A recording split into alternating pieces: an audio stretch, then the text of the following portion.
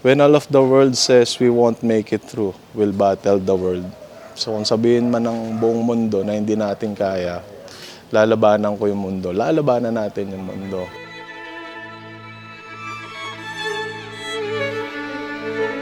So ngayon na medyo blessed na tayo with material things or whatsoever, pero ever since feeling ko blessed na ako when I have you and my kids. Wala na akong mahihiling pa as of the moment, but instead, I'm very, very grateful. Dawnland pressed against your railing, bodies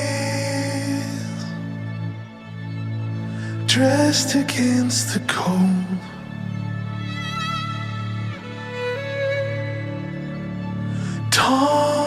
Actually, si Monica is siya yung naka-witness from the wala, then nagkatrabaho, then eventually nagkaanak, and now okay kami, kaya naming mabili yung gusto namin. So siya lahat yung nun. Siya yung kasama ko, siya yung partner ko during that time.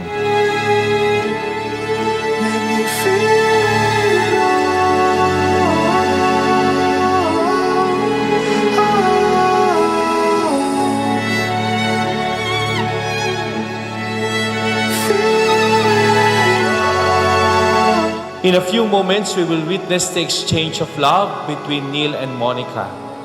The love of God is the very reason why Neil and Monica stand in front of the altar today to show how grateful they are in receiving that love. Further down the shoreline, Ano man ang mangyari, kayo lang ang magsasama forever.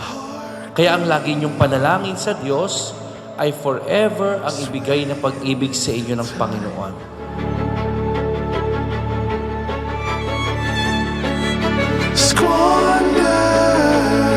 Monica, do you take Neil here present for your lawful husband according to the rite of our Holy Mother, the Church?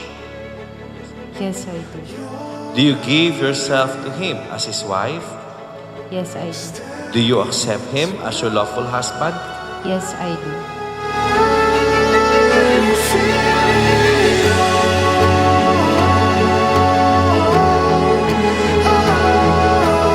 Kaya Neil at Monica, iisipin ninyo ang katapatan at katotohanan ay mahalagang sangkap para mas lalong humaba at tumagal ang inyong buhay pag-aasawa.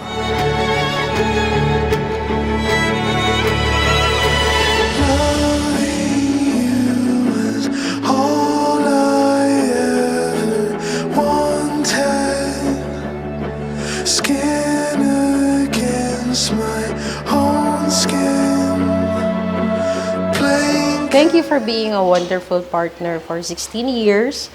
So finally, this is it. So we're tying the knot. So sabi nga nila, formality na lang siya. Pero alam ko naman, matagal na. For a time, nagtatanong yung aking mga anak bakit hindi daw Angeles yung apelido ng kanilang mami. So this is the time na siguro, na-delay na eventually yung aming apelido iisa na.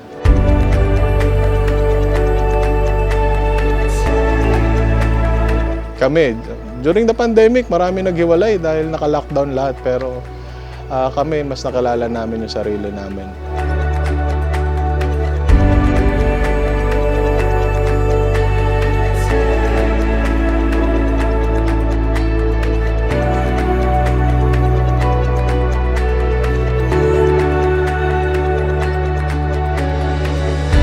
Sobrang thankful ako kay God na ikaw yung binigay niya sa akin. And I think it goes well with my family and friends. And they can say na sobra akong swerte sa'yo. And I love you for that.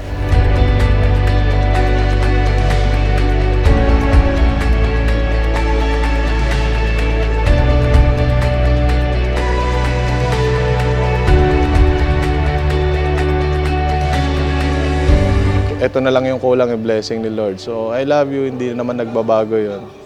Always. Pati yung mga anak natin.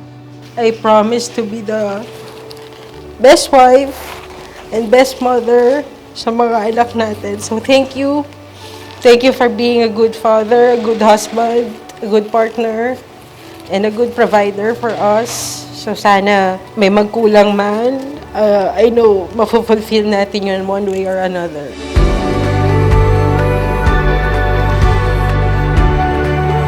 Neil and Monica, God brought you together and planted the seed of love in your heart. The love that God implanted in you is the same love that Jesus has for the church.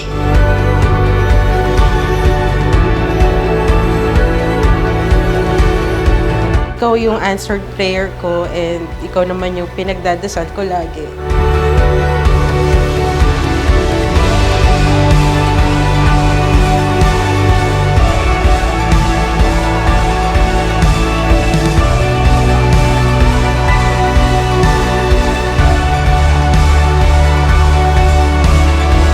Laging may pagsisikap na maging tama ang inyong pagsasama bilang mag-asawa.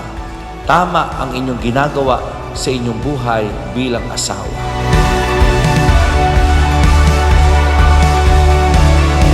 Promise ko sa'yo, I'll always be beside you, whatever path or choice you make. So I'll be your #1 fan, I'll be your #1 supporter, and I'll try to be the best partner and best mother of your kids.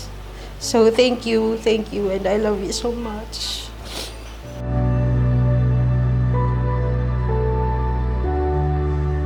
What God has joined together, no human being must separate.